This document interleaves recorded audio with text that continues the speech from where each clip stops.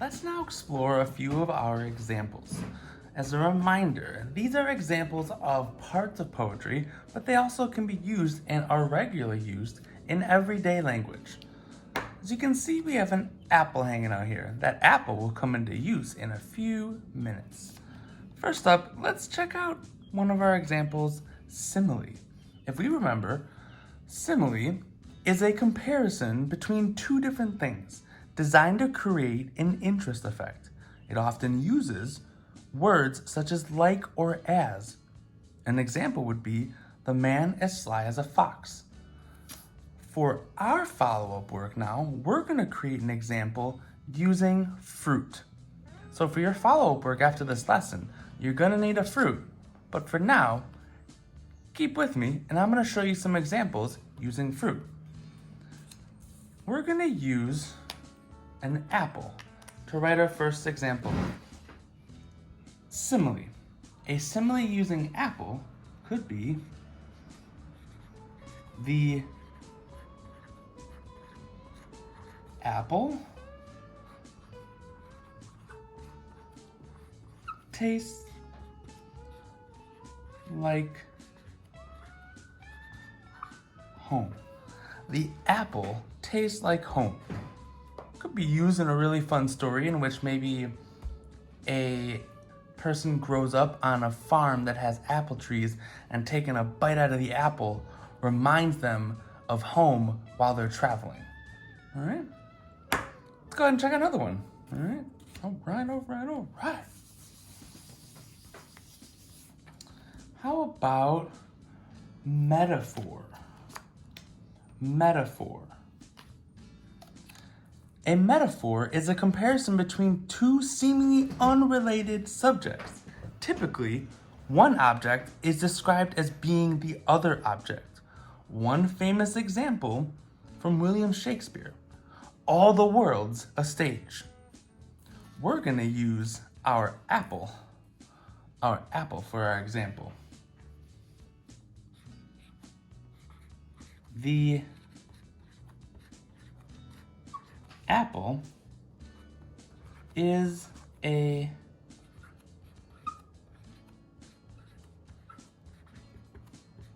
spaceship for seeds. The apple is a spaceship for seeds.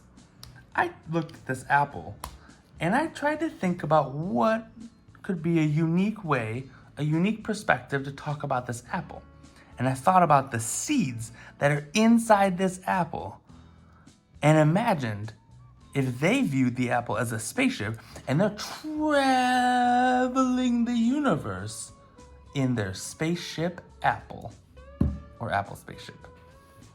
All right, that was fun. Let's check out another one.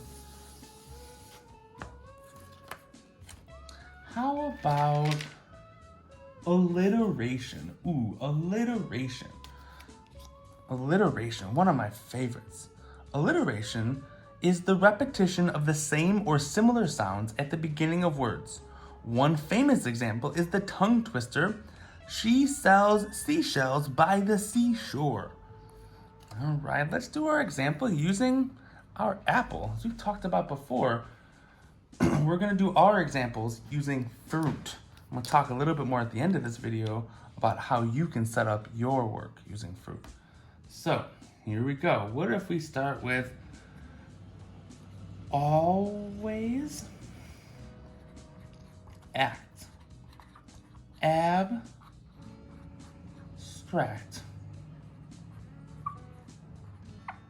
around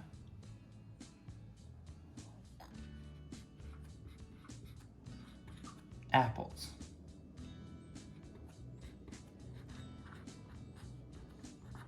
They're aware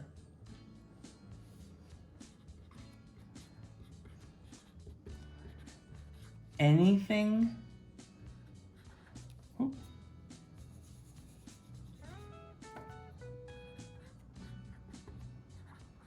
acting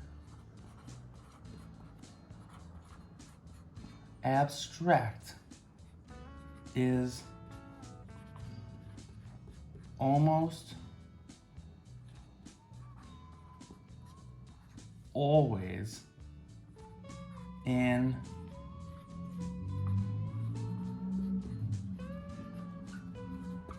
adventurous ape. Oh my goodness, that's a big sentence. But our alliteration is using the A from apple. So, always act abstract around apples. They're aware anything acting abstract is almost always an adventurous ape. It's really silly, right? It's really silly, but it's talking about apples in a different way, and it's using the A as our alliteration, the repetition of a same or similar sounds. All right, let's move on to our next part of poetry and speech.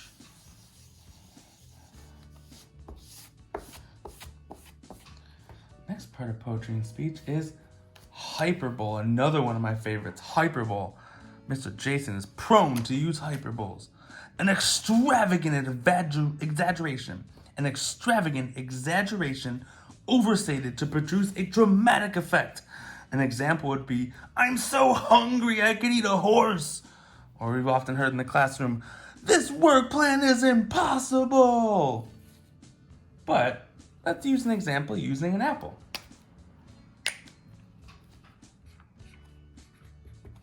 This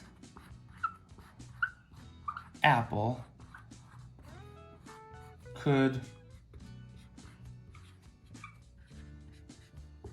literally solve world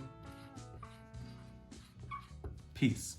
This apple could literally solve world peace.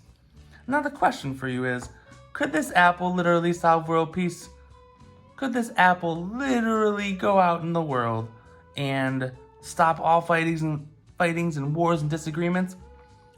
Probably not, but it's really fun to imagine that this apple literally could solve world peace. All right, that was fun. And let's check out one final example for this lesson, and then we'll talk about the follow-up work for you guys. Onomatopoeia. Onomatopoeia. A word which imitates the sound it represents. Some examples. Splash sounds similar to the noise of something falling into water. Thud sounds like a falling object hitting the ground. Thud sounds like foreshadowing for something we're about to explore. What if we start with thud? Thud. Or how about crunch?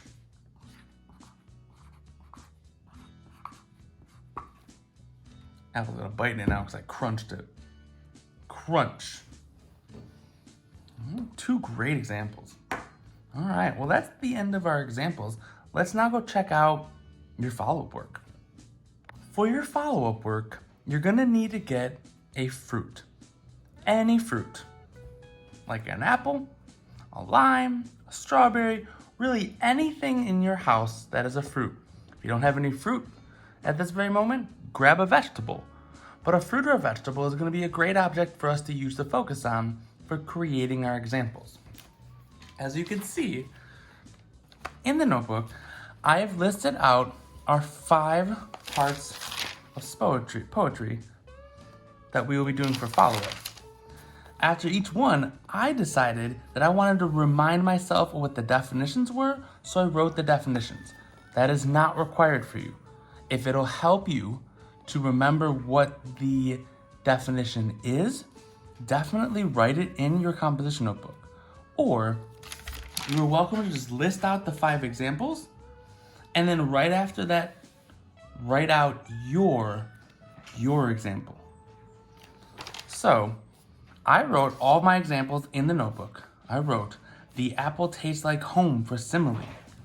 The apple is a spaceship for seeds in my metaphor. always act abstract around apples. They're aware anything acting abstract is almost always an adventurous ape about to alphabetize allegories. All right? I wrote that as my example. All right? As my example. The fruit over here so you guys can see it in the film. As my example for alliteration. Hyperbole. This apple could literally solve world peace. And onomatopoeia. Thud. Crunch. Right? I, again, wrote the definitions next to the words because I wanted to try and help myself remember them. We are asking you for your follow-up work to take these 5 words, simile, metaphor, alliteration, hyperbole, and onomatopoeia, and choose a fruit to create example sentences of each one.